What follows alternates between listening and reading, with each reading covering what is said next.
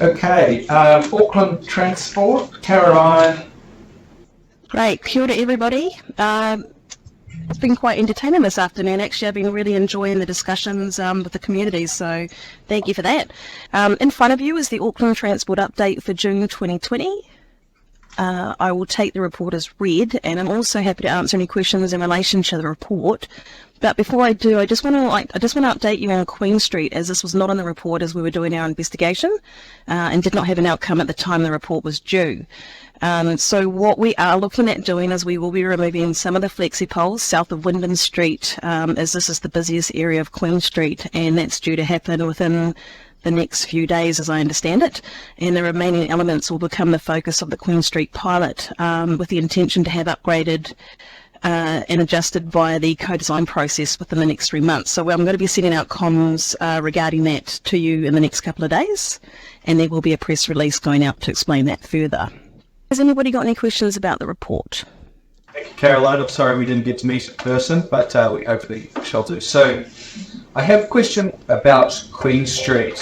From what you've described, there seems to be enabling traffic to travel from Wyndham Street onto Queen Street and then up onto Shortland Street, correct? Yes.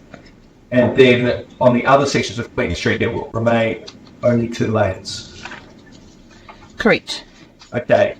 We're going to be proposing a motion today requesting that Queen Street remains 2 lanes. The idea being that as a transit mall with bus only, Wyndham Street and Queen Street would be effectively dead end as per the City Centre Master Plan and the Access for Everyone plan as well. So that will be in contradiction to the move that Auckland Transport are currently undertaking, and we'll need to have an update on that as well in due course. Yep, I think, okay, if that's the case, we need further discussions on that too, so we can definitely look into discussing that further with you, Graham. Thank you. Other questions? Julie? Yeah, I just wanted to share some feedback from people that I've been talking to about Queen Street that was sort of interesting because, you know, those temporary loading paths were put up there for social distancing, but actually a couple of people have said that, you know, like I guess we also learnt about the pollution levels and how they really dipped during lockdown, and now how Queen Street's got really bad air pollution, and how that, you know, even if you stay on the footpath, that gap is a gap that saves you from the pollution of all the cars on Queen Street. So it's just sort of another use of that space that, you know, is sort of an unintended benefit. Yeah, just... Okay. Sure, thank you. It's interesting to note. Thank you. Any other questions? If not, Graham, would you like to move an appropriate resolution? Thank you, Chair. I'd like to move that the Waitemata Local Board receive the Auckland Transport June 2020 report, that we endorse the Queen Street Access for Everyone project and request urgent action to progress this project, and to request Auckland Transport urgently to investigate and take appropriate action on 1. Options to maintain the current configuration of Queen Street as 1 lane in each direction.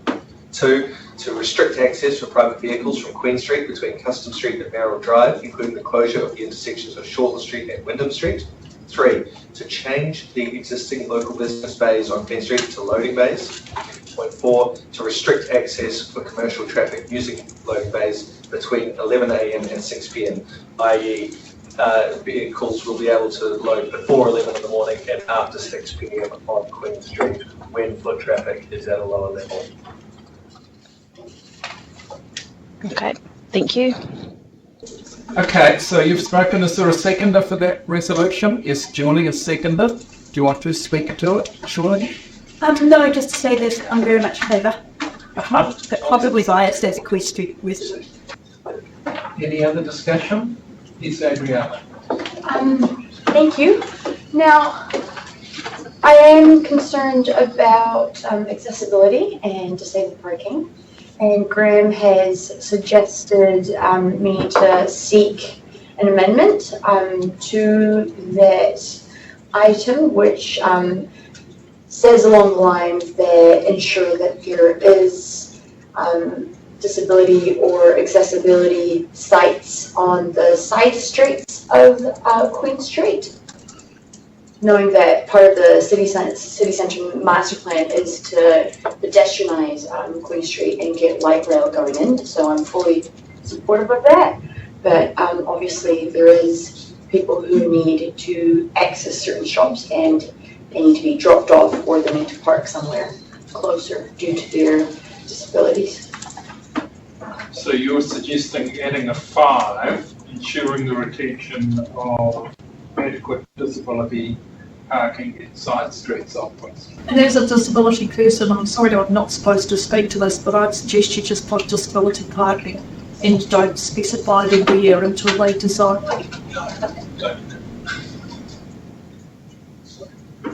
Yeah. Well, the provision is that 25% of the population of wheelchair issues.